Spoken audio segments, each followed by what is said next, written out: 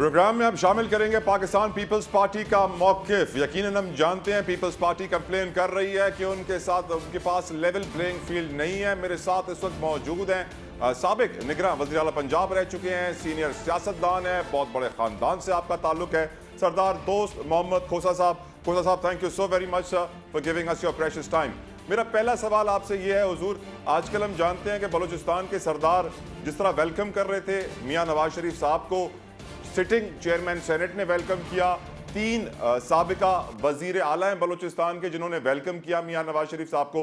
बिलावल साहब की स्टेटमेंट हम सबके सामने है। क्या आपको लगता है सर कि फ्री एंड फेयर इलेक्शन होने जा रहा है? और जो बलूचिस्तान कार्ड इस वक्त यूज हो रहा है, क्या आपने अपनी जिंदगी में पहले भी ये यूज होते हुए देखा है सर?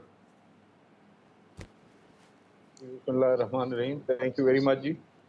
बलूचिस्तान की तो एक इनफरादी हैसियत है, आप समझते हैं सियासी हवाले से, आप समझते हैं कि वहाँ की एक हैसियत है और वहाँ पे जहाँ इशारा किया जाएगा उसकी तरफ लोग अमूमन जाते हैं। और यकीनन आज से कुछ माह पहले तक आपके सामने है जब एक आज़ाद सा माहौल क्रिएट हुआ, उसमें बिलअमूम वहाँ के जो इलेक्टेबल्स थे, अवाम भी, और इलेक्टेबल्स का रजू जो है वो पाकिस्तान पीपल्स पार्टी की तरफ हुआ। और यकायक आपने देखा होगा कि उस वक्त के वज़ीर आला साहब जो उस वक्त मुकम्मल तौर पे पीपल्स पार्टी के साथ रजू में थे अपने रफ़ाका समेत, उन्होंने अचानक जो है वो बिलावल भुट्टो जरदारी साहब को और को चेयरमैन आसिफ अली जरदारी साहब को एक ख़त लिखा जिसके तहत उन्होंने ये वाज़ेह किया कि वो फ़िलहाल जो है पीपल्स पार्टी ज्वाइन नहीं कर सकते। यकीनन इसमें बहुत से अवामिल ऐसे होते हैं बलूचिस्तान की सियासत में जो अपना किरदार अदा करते हैं और डायरेक्शन देते हैं, ये बात किसी से ढकी छुपी नहीं है। वही अवामिल जो हैं अब गालिबन फिर से सरगर्म होंगे बलूचिस्तान में, जो अब किसी तरफ डायरेक्ट कर रहे हैं। और वो डायरेक्शन जो है यहाँ पंजाब में भी, बिलअमूम साउथ ऑफ पंजाब में आज से तकरीबन एक माह पहले मुजफ्फरगढ़ के एक शख्सियत जो मुकम्मल तौर पे अपनी हम आहंगी शो कर चुकी थी पीपल्स पार्टी और रजामंदी शो कर चुकी थी पीपल्स पार्टी में शमूलियत की, उनके खिलाफ एंटी करप्शन के पर्चे दर्ज किए गए और यकायक जो है वो मुस्लिम लीग में शामिल हो गया आज से चंद दिन पहले। और अब यकीनन उनके एंटी करप्शन के जो पर्चेजात थे जो उनको दिखाए गए थे या जो बनाए गए थे वो भी ख़त्म हो जाएंगे। तो ये चीज़ें तो सारी होती नज़र आ रही हैं ना जी, आप भी देख रहे हैं, हम भी देख रहे हैं। और सरदार साहब, अभी तो मेरे प्रोग्राम में महमूद मौलवी साहब ने एक स्टेटमेंट दिया। उन्होंने कहा कि अगर इलेक्शंस के बाद हालात ख़राब हुए और पॉलिटिकल पार्टीज़ ने रिजल्ट्स को एक्सेप्ट करने से इनकार किया तो इस्टेब्लिशमेंट पर फ़र्ज हो जाएगा कि वो टेक ओवर करे। Would you agree sir? जी नहीं, I don't agree with the statement of his, but यकीनन हालात मज़ीद बिगड़ेंगे जी। जिस नहज पे इस वक्त पाकिस्तान और पाकिस्तान की इकानमी ठहरी है, चाहे वो दिफाई तौर पे हो या माशी तौर पे हो, बड़ी डेलिकेट सी सूरत हाल में है पाकिस्तान। बजाय ये कि स्टेबिलिटी आए, इस तरह की हरकतें करके मज़ीद इंस्टेबिलिटी क्रिएट करेंगे।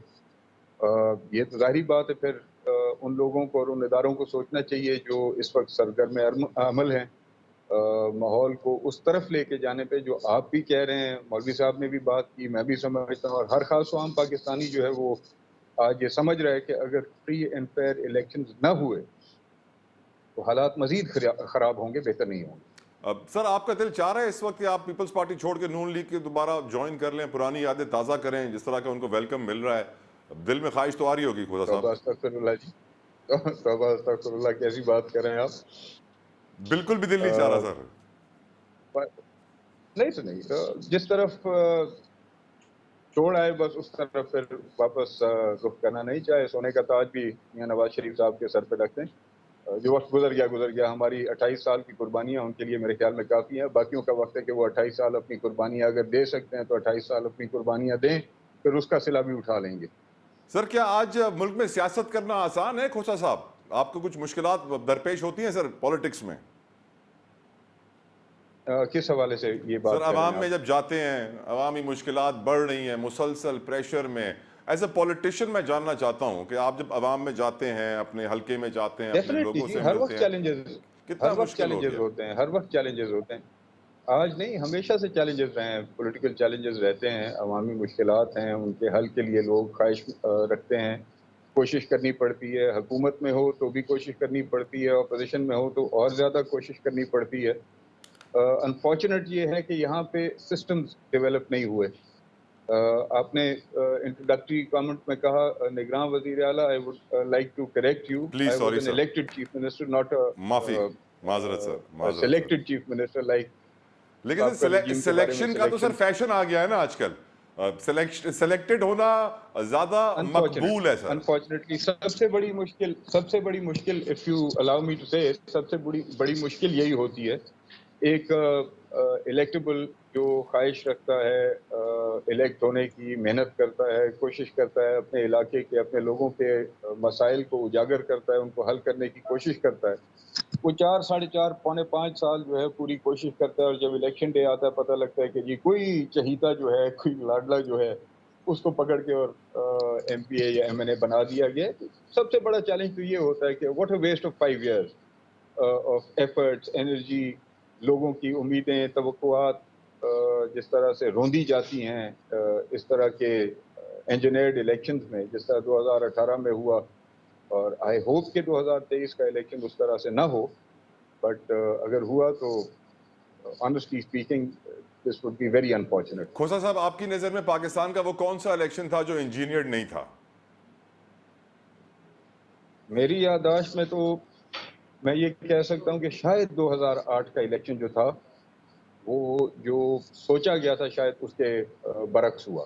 لیکن جس طرح سر شہید اب رانی اس میں کیا محترمہ عوامل، بے نظیر بھٹو پہ حملہ ہوا تھا تو انجینئرنگ وہاں پر بھی ہو رہی تھی سر، کچھ نہ کچھ جی ان ظاہری کو بات شہید ہے، کیا گیا ایک جس طرح۔ ٹی وی پروگرام میں یہ بات کہی گئی تھی کہ جی اس وقت بھی ان کے جو ہیں روابط اسٹیبلشمنٹ کے ساتھ تھے، اور وہ اس وقت ان کے ساتھ مقصد ہے ہینڈز اینڈ گلوز تھے، تو اسٹیبلشمنٹ کے ساتھ جب آپ ہینڈز اینڈ گلوز ہوتے ہیں تو پھر اس طرح کے حادثات، کارساز والا اور جو پھر بعد میں لیاقت باغ میں پیش آیا، یہ ان شخصیات کے ساتھ نہیں ہوتے جو اسٹیبلشمنٹ کے ساتھ ہینڈز اینڈ گلوز ہوتے ہیں۔ رائٹ سر، میثاق معیشت، اکانومی کرنٹ سیناریو میں کتنی امپورٹنس رکھتی ہے آپ کی نظر میں؟ میں بہت سی جگہوں پہ شہباز شریف صاحب کے ساتھ ڈس ایگری کرتا ہوں، but as leader of the opposition, جب وہ لیڈر آف دی اپوزیشن تھے اور پہلا سیشن اس وقت نیشنل اسمبلی کا چل رہا تھا، اس میں جب ایک یونانیمس یہ ڈیسیجن لیا گیا تھا from all the opposition parties consensus کے ساتھ کہ میثاق معیشت کے لیے ہمیں گورنمنٹ کے ساتھ بیٹھ کے بات کرنی چاہیے، اور on the floor of the house recall Shahbaz Sharif صاحب نے جو ہے وہ تمام اپوزیشن جماعتوں کی نمائندگی کرتے ہوئے یہ کہا تھا کہ جی ہم حکومت کے ساتھ میثاق معیشت کے حوالے سے، ہر حوالے سے بیٹھنے کے لیے اور چلنے کے لیے، تعاون کرنے کے لیے تیار ہیں۔ یہ تو بات رہی آج سے 6 سال پہلے کی۔ آج کے آپ معاشی حالات دیکھیں اور پھر سوچیں کہ آج کتنی اور ضرورت ہے۔